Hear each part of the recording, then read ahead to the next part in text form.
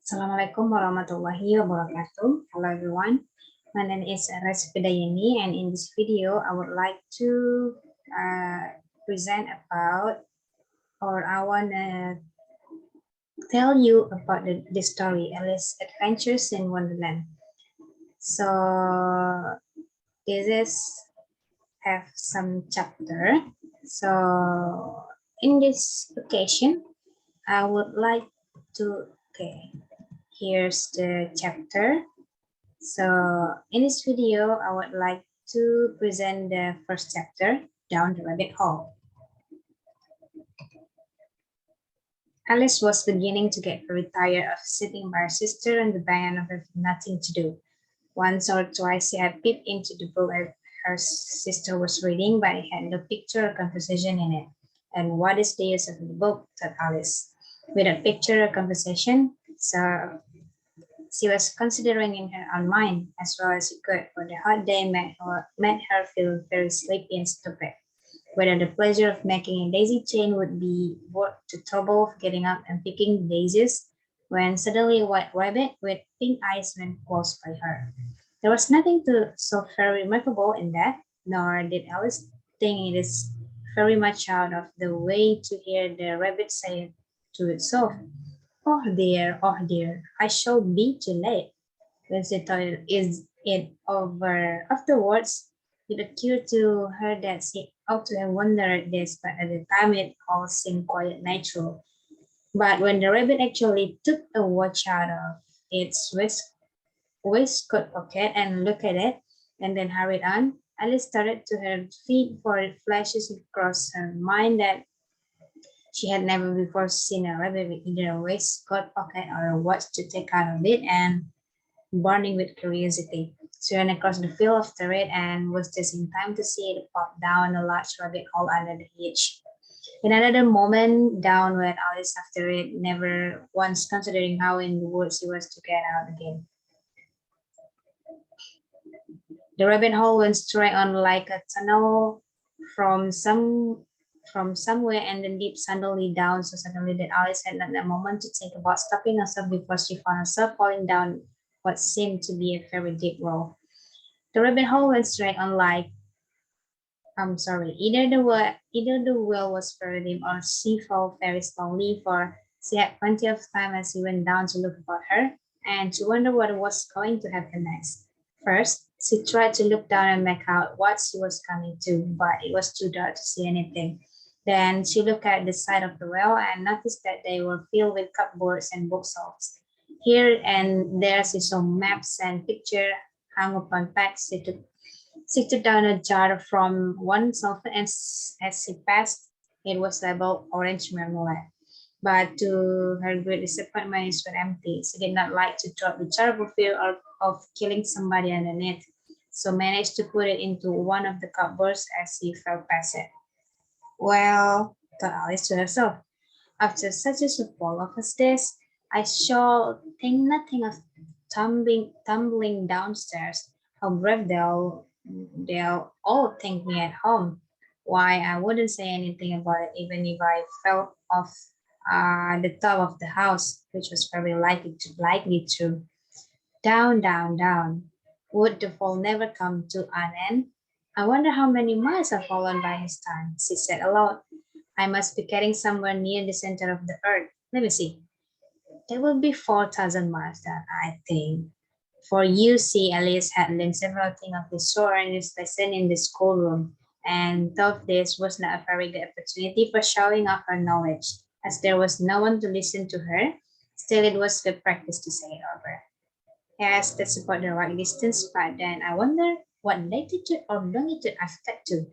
Alice had not the slightest idea what latitude was or longitude either, but she thought they were nice grand word to say.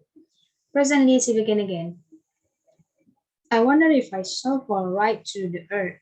How funny it seemed to come out among the people that walk with their heads downwards.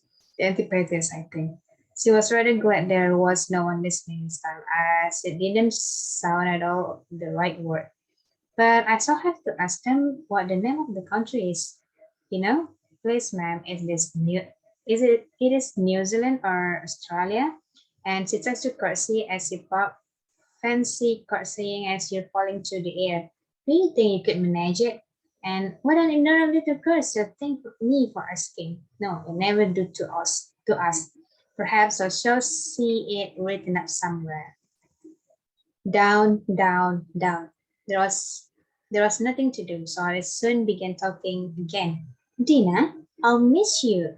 I'll miss me very much tonight. I should think. Dina was the cat.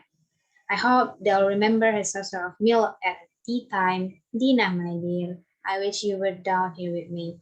There are no mice in the air. I'm afraid, but you might catch a bat, and that's very like a mouse, you know. But do catch it, bats. I wonder. And then Alice began to get rather sleepy, and when I'm saying to herself in a dreamy sort of way, do cats eat bats? Do cats eat bats? And sometimes do bats eat cats? For you see, as she couldn't answer either question, it didn't much matter which way she put it. She felt that she was tossing off and she had just begun to dream that she was walking hand in hand with Dina and was saying to her very earnestly, now Dina, tell me the truth. Did you ever eat a bat? When suddenly down she came a heap of stick and dry leaf and the fall was over. Alice was not a bit hurt and she jumped up on to her feet in a moment. She looked up, but it was all dark overhead. Before her was another long passage, and the white rabbit was still inside, hurrying down it. There was not a moment to be lost. Away went Alice like the wind, and was just in time to hear it say, as it turned a corner, "Oh my ears and whiskers, how light it's getting!" He was close behind it when she turned the corner, but the rabbit was no longer to be seen. She found herself in a long, low hall, which was lit up by a row of lamps hanging from the roof. There were doors all around the hall, but they were all locked. And when Alice had been all the way down one side and up the other, trying every door, she walked sadly down the middle, wondering how she was ever to get out again. Suddenly she came up, as she came upon a little three-legged table, all made of solid glass. There was nothing on it but a tiny golden key, and Alice's first idea was this might belong to one of the doors of the hall. But Alice, either the locks were too large or the key was too small, but at any rate it would not open any of them.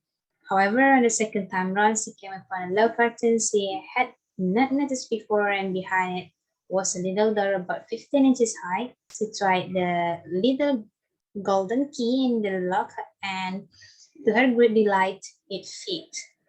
Alice opened the door and found that it led into a small passage, no, not much larger than a red hall. She knelt down and looked along the passage into the loveliest garden you ever saw, and how she loved to get out of the dark hall and wander about among those beds of bright flowers and those cool fountains. But she could not even get her head through the doorway. And even if my head would go through, so for Alice, it would be of very little use without my shoulder. Oh, how I wish I could set up like a telescope. I think I could. Uh, if I only knew how to begin. For you see, so many out of the way things had happened lately that Alice had begun to think that very few things indeed were really impossible. There seemed to be no one using waiting by little door, so she went back to the table, half hoping she might find another key on it, or at any rate a book of rules of for shutting people up like telescope. This time she found a little bottle on it, which certainly was not here before, said Alice. And tied round the neck of the bottle was a paper label with the words "Drink Me" beautifully printed and on the on it in large letter. It was a very well to say train me, but the wise little Alice was not going to do that in a hurry. No, I'll look first, she said, and see whether it's marked poison or not, for she had read several nice little stories about children who had got burned and eaten up by wild beasts and other unpleasant things. all because they would not remember the simple rules their friends had taught them, such as that a red hot poker will burn you if you hold it too long, and that if you cut your finger very deeply with a knife, it usually bleeds. And she had never forgotten that if you drink much from bottle marked poison, it is almost certain to disagree with you sooner or later. However, this bottle was not marked poison, so I just ventured to taste it and finding it very nice. It had, in fact, a sort of mixed flavor: cherry tart, custard, pineapple, roast turkey, toffee, and hot buttered toast. She very soon finished it off. What a curious feeling, said Alice. I must be shutting up like a telescope. And so it was indeed. She was now only 10 inches high, and her face brightened out. I did thought that she was now the right size for going through the little door into that lofty garden. First, however, she waited for a few minutes to see if she was going to shrink any further. She felt a little nervous about this, for it might end, said Alice to herself. And my going all together like a candle. I wonder what I should be like then. And she tried to fancy what the flame of a candle looks like after the candle is blown out. For she could remember ever having such a thing. After a while, finding that nothing more happened, she decided on going into the garden at once. But alas for poor Alice, when she got to the door, she found she had forgotten the little golden key, and when she went back to the table for it, she found she could not possibly reach it. She could see it quite plainly through the glass, and she tried her best to climb up one of the legs of the table, but it was too slippery. And when she had tired herself out with trying, the poor little thing sat down and cried. Come, there's no use in crying like that, said I to herself. Rather shortly, I advise you to leave off this minute. She generally gave herself very good advice, though she very seldom followed it. And sometimes she scolded herself so severely as to bring tears into her eyes. And once she remembered trying to box around ears for having cheated herself in a game of a croquet she was playing against herself. For this curious child was very fond of pretending to be two people, but it's no use now, thought for Alice. To pretend to be two people? Why, there's hardly enough of me left to make one respectable person.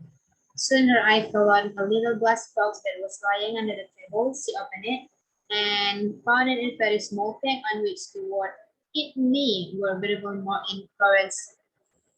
Well, I eat it, said Alice, and if it makes me grow larger, I can reach the key, and if it makes me grow smaller, I can creep under the door, so either way I'll get into the garden, and I don't care which happened. She ate the little bit and said anxiously to herself, which way, holding her hands on the top of her head to feel which way it was going. And she was quite surprised to find that she remained the same size. To be sure, this is what generally happens when one is scared, but Alice had got so much into the way of expecting nothing but out of the way things to happen, that it seems quite dull and stupid for life to go on to in common way. So she set to work and very soon finished off the cake. So that's all my presentation about the chapter 1. See you in chapter 2. Assalamualaikum warahmatullahi wabarakatuh.